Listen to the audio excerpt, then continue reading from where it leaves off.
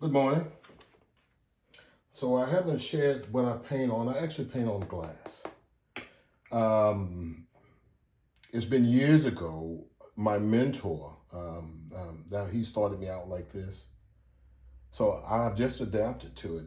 It's been a past since 1986.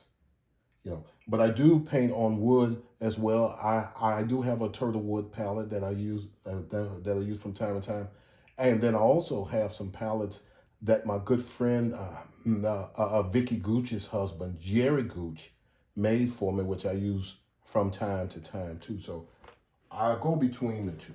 So I was just sharing this palette. I don't know if you guys could see it, but I don't know if it's a glare on it, but here it is. You know, uh, it's a basic color. It's just the colors that I've been using for years, and it's cerulean blue, ultra marine blue. Sometimes I use olive green, sometimes sap green, sometimes viridian green. It depends on what I'm seeing. I use burnt umber sometimes. Sometimes I use raw umber and burnt sienna, and I use raw sienna. Sometimes I use yellow ochre, sometimes cad yellow light. I use alizarin crimson sometimes, well, all the time. Crimson is always on my palette.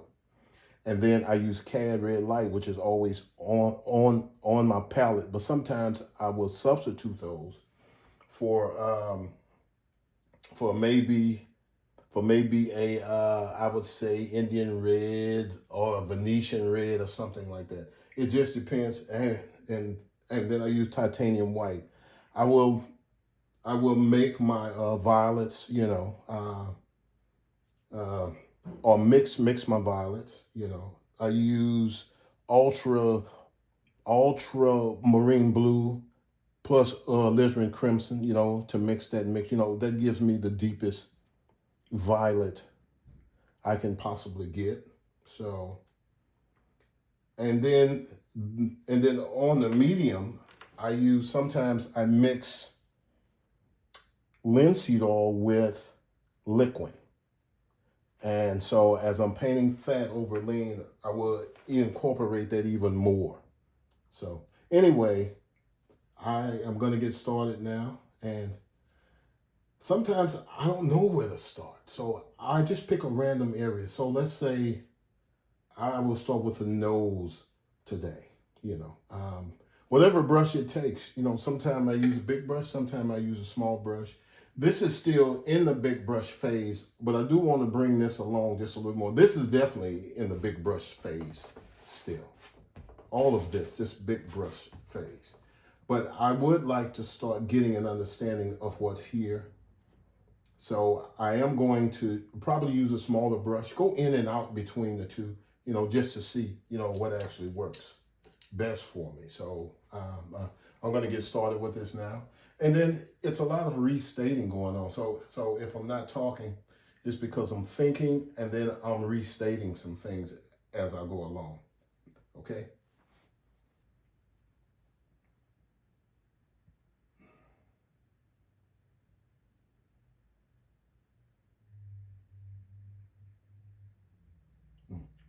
Remember that I wanted to go back to the lips because I really didn't go into them, like I should have the other day, just a little bit more so I get an understanding of what's there.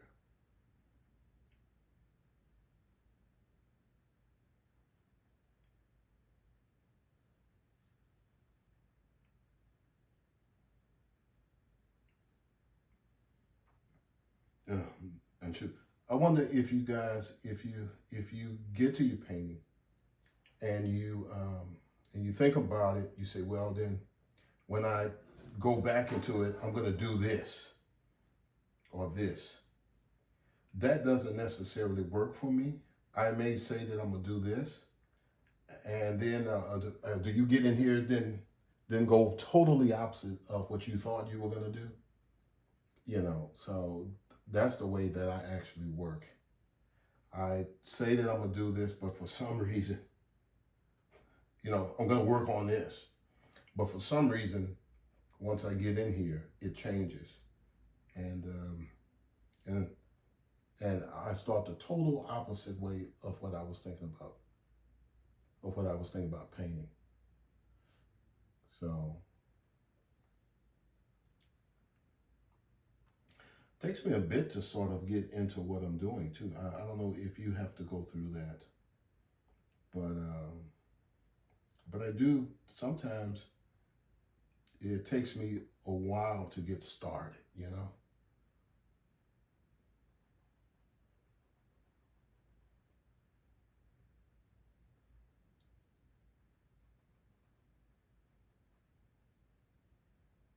But I do want to get something on this,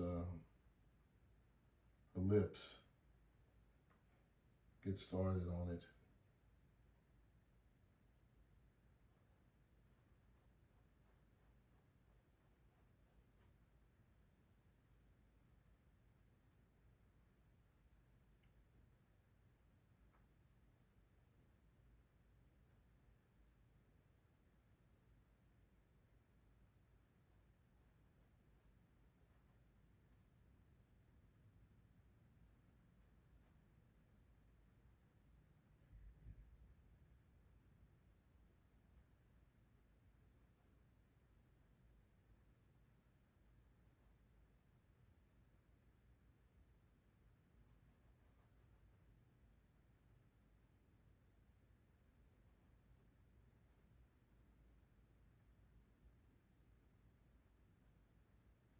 If it's on the brush, I think about where I can possibly add it. So this is a nice warm tone.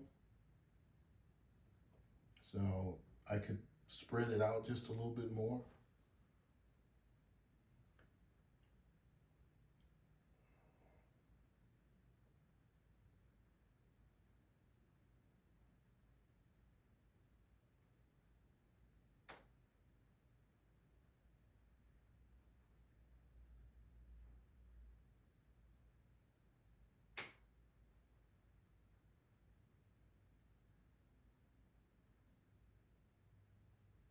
Since the nose is a part of the blood area, I'm purposely going to push some of this red in here. If I feel like it's too red later, I can always tone it down. So, um, but I do like to sort of think of the sculpting part of it.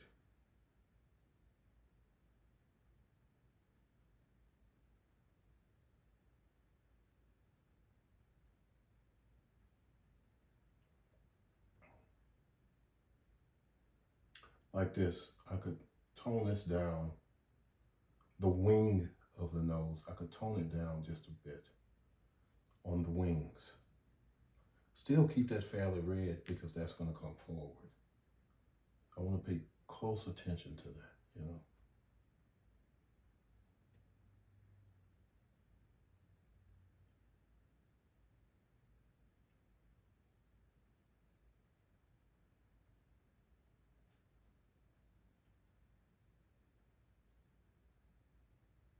I don't know if you remember from the other video, but as I'm painting Mrs. Bethune, I'm thinking of my Aunt Teresa. She reminds me so much of a family member that it's hard for me to sort of get past it, without that comparison in my head. I'm thinking of my Aunt Teresa as I'm painting her. Believe it or not, it's the truth. It's the truth. I'm thinking of my Aunt Teresa, and she just resembles her so much.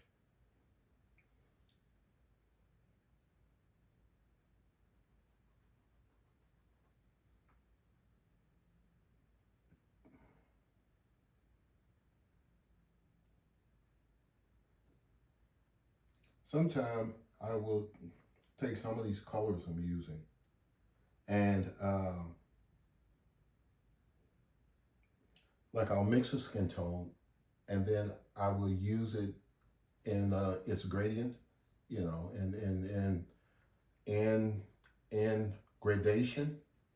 So so I'll make several mixtures of it, and that's just to notify. That's just to let me know that okay, I need to think 3 dimensional, and so yeah, so I'll have extra colors. Let me show you what I'm talking about. Like this, like this. It's just burnt sienna mixed with some cerulean blue, and then I just add some white to it and just spread it out. Just keep adding white to it. You know, but I don't use that straight like that. I don't use this straight. You know, um, um, actually, a temperature change come into mind. So I may add some more blue to it. I may add a violet to it. I may add a green to it. I may add a red to it. It shifts as I need it. I may add yellow to it. It just depends on what I'm feeling as I'm painting, because I do paint by feeling. I have to feel what's there.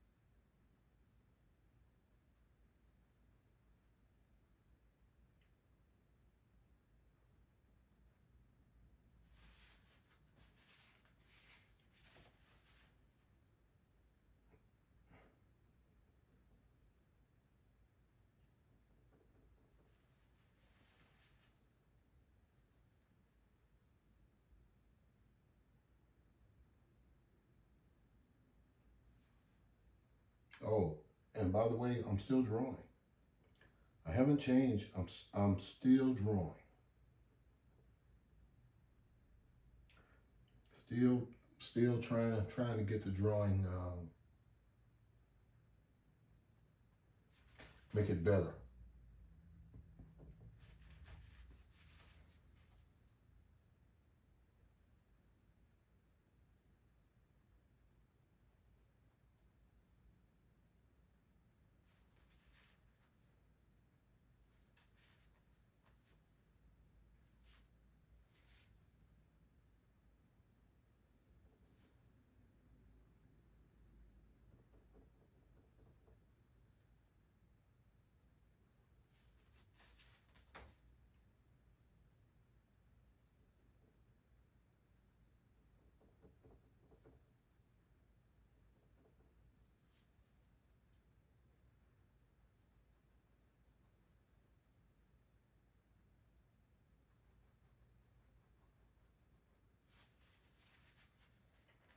Paying really close attention in here to this.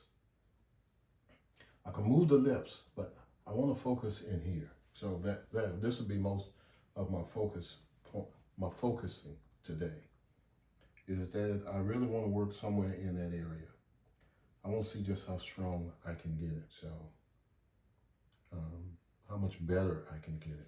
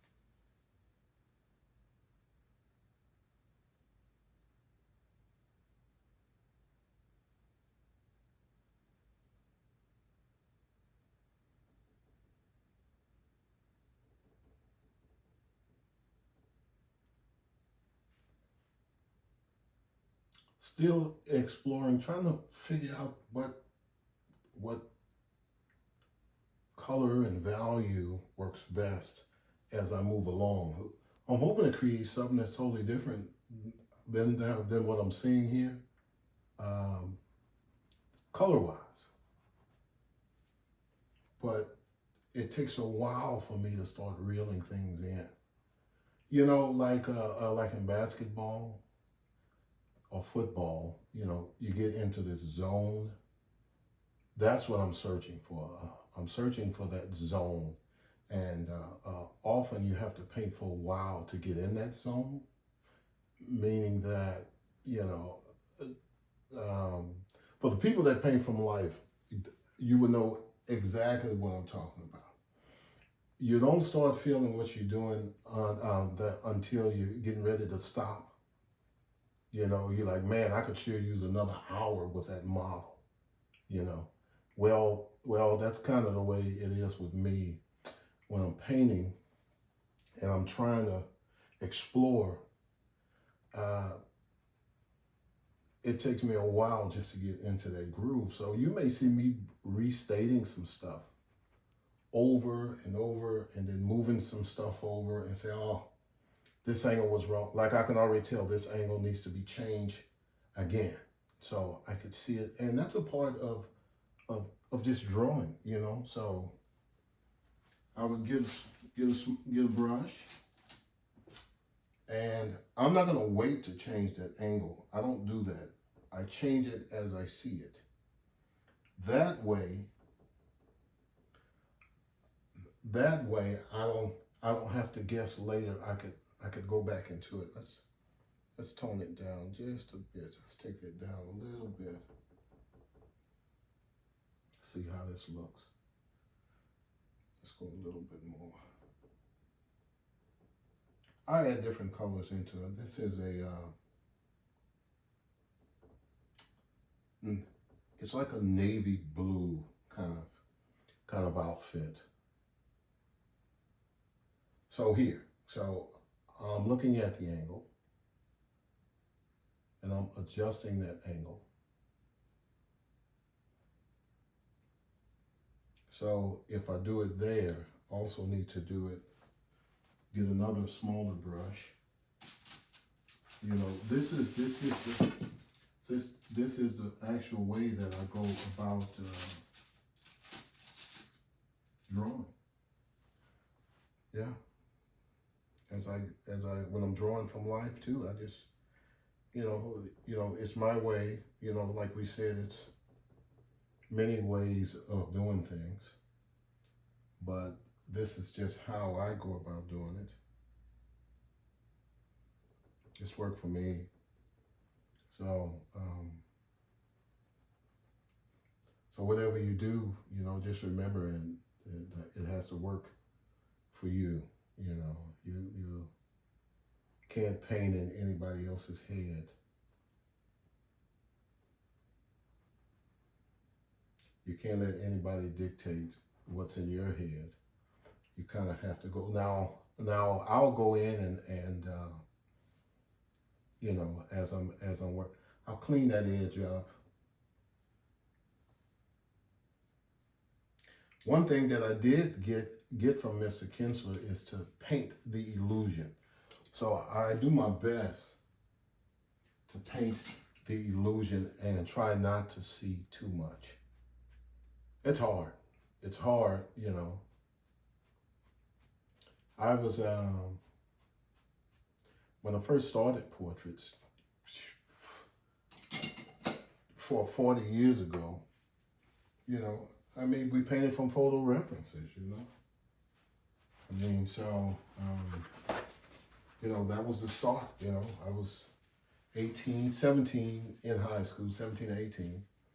And, you know, that's what we did, you know. I mean, I'm not ashamed. That's what we did. You know, we painted from photos. So,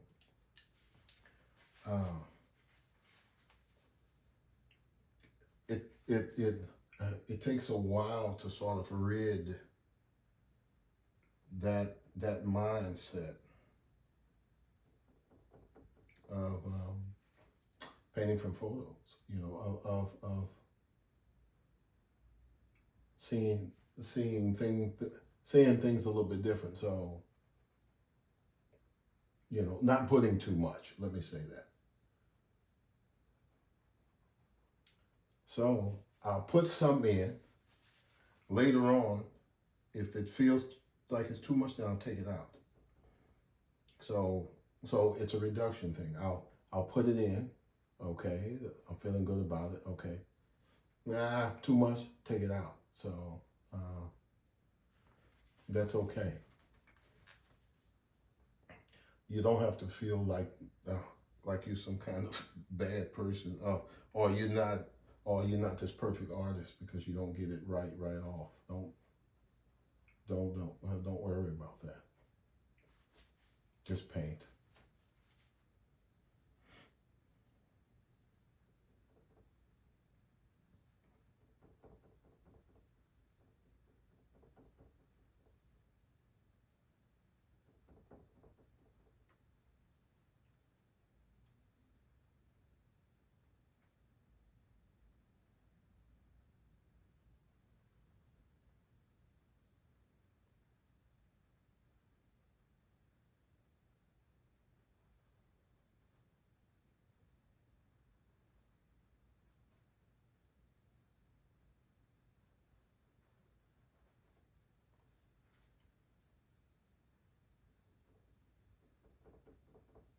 I started off in here, like I said, I didn't know where to start. Just start somewhere. So when you start somewhere, you'll find yourself sort of moving along, and it'll gain ground. You'll get into your groove, your rhythm, all all of those things. You'll start thinking, you know, and but it's just make yourself get started. It's just getting started. Don't just sit around and moan about, oh man, I don't, you know, I don't know what to paint. I don't feel like painting. Oh man, I gotta get started. I don't know where to start. Just start somewhere. Just get in there and just start somewhere. If you start somewhere, I can almost guarantee you that you will find yourself figuring things out. It takes a while, but just don't give up. Just, just get in there, just paint.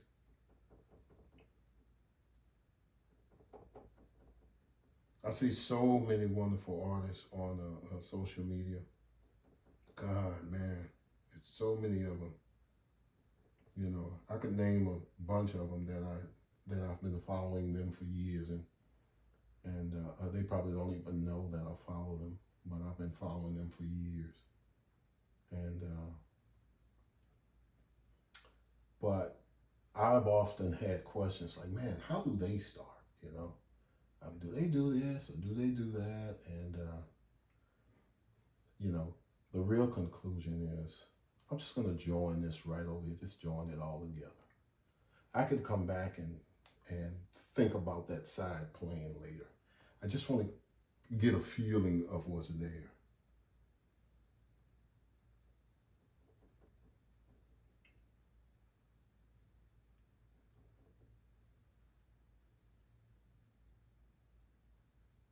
No, not doing good.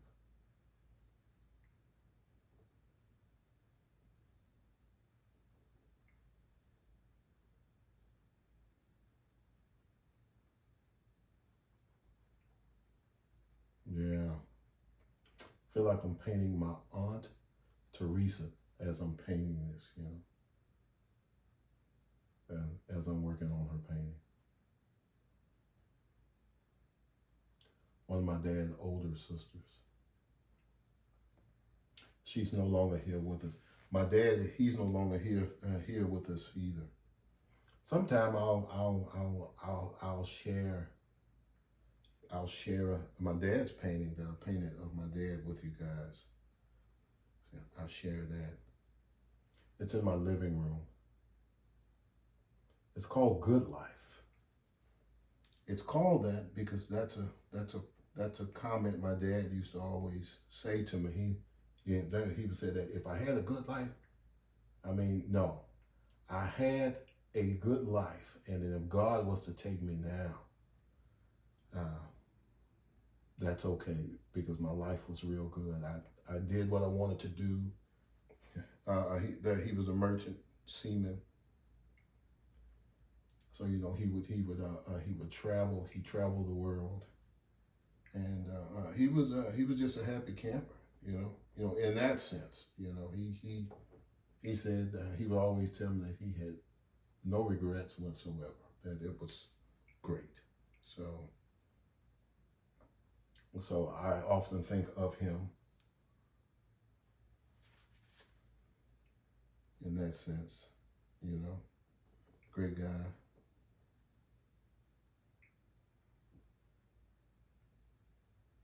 Yeah, yeah. But often he would say that. So it's called Good Life.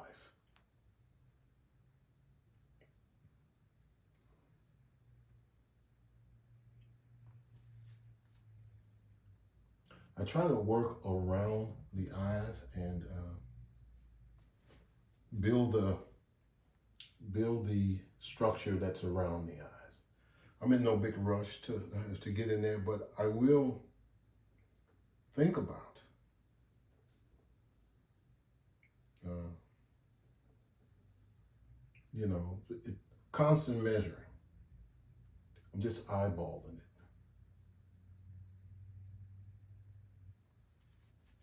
That's too dark. See? So I'll go back in and then I'll lighten it up. But I always put a gray in there.